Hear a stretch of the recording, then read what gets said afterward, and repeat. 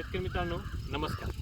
मी doctor Krishna Madhukar Aware आणि तुम्ही बघत आहात अथर्व क्रॉप केअर हा यूट्यूब चॅनल. मित्रांनो, आज आपण टोमॅटोच्या प्लॉटवरती आहोत. मात्र टोमॅटोमध्ये सध्याची मोठी भेरकावत असलेली समस्या म्हणजे जीवाणूजन्य करपा.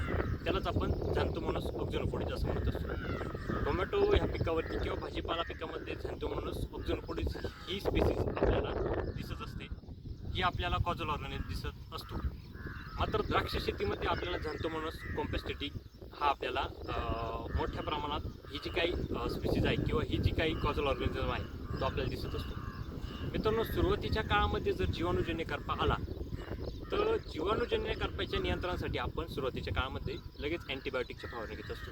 आता अँटीबायोटिक्स काय झाली, तुमचं कासोबामायसिन झालं, व्हॅलिडामायसिन झालं किंवा जे काही स्ट्रेप्टोसायक्लिन येत असतं त्याचा वापर आपण इथे करत असतो. मात्र त्या अँटीबायोटिक्स आपल्या झाडामध्ये पचवण्याची जर क्षमता जर नसेल तर आपल्याला पीक हे आपल्याला कुठेतरी स्ट्रेसमध्ये गेलेलं दिसत असतं.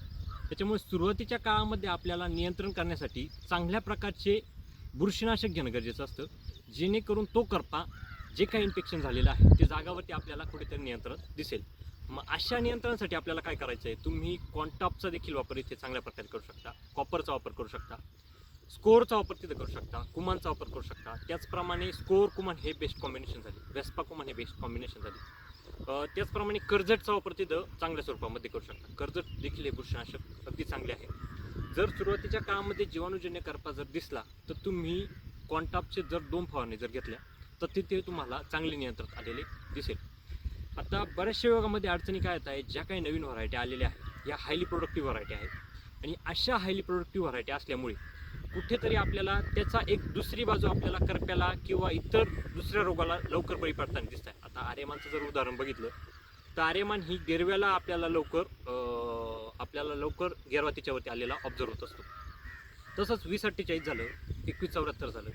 आत्ता ह्या वर्षी मागील वर्षापासून जी काही नवीन व्हरायटी मार्केटमध्ये आहे 0108 तिचं पण जीवाणूजन्य करप्याला आपल्याला ती जास्त प्रमाणात बळी. मग त्या व्हरायटीच्या सुरुवातीपासून तुम्ही लागवड करत असताना तिथे लक्ष आपण असं दिलं पाहिजे की करप्याला आपल्याला सुरुवातीपासूनच पान हे रफ राहिलं पाहिजे, जेणेकरून कुठला बॅक्टेरियल डिसीज किंवा फंगल डिसीज आपल्याला पिकावरती आलेला दिसणार नाही. त्याच्यामुळे नियंत्रणाच्या बाबतीत तुम्ही चांगल्या प्रकारचे बुरशीनाशक वापरा, पण ते लवकर झाडाला स्ट्रेसमध्ये घालणार नाही याची देखील काळजी घ्या. सुरुवातीच्या काळामध्ये लक्षात घ्या, बऱ्याचशा व्हिडिओमध्ये मी सांगितलेलं आहे DNA आणि RNA फॉर्म्युलेशन हे प्रॉपर झालंच पाहिजे झाडामध्ये. कारण दोन व्हरायटी तयार करून आपण एक हायब्रिड व्हरायटी तयार करत असतो, ज्यामुळे 2 DNA आपण सोबत आणून एक नवीन व्हरायटी आपण जी काही तयार करत असतात त्याच्यामुळे झाडाची कुठली तरी एक ससेप्टिबिलिटी झाडामध्ये आपल्याला चांगली दिसत असते किंवा कधी एखादं झाड एखाद्या बुरशीला किंवा रोगाला रेजिस्टन्स चांगलं दिसत असतं. त्याच्यामुळे झाडामध्ये रेजिस्टन्स क्वालिटी चांगली प्रॉपर बनवण्यासाठी तुम्ही RNA DNA वरती लक्ष असू द्या.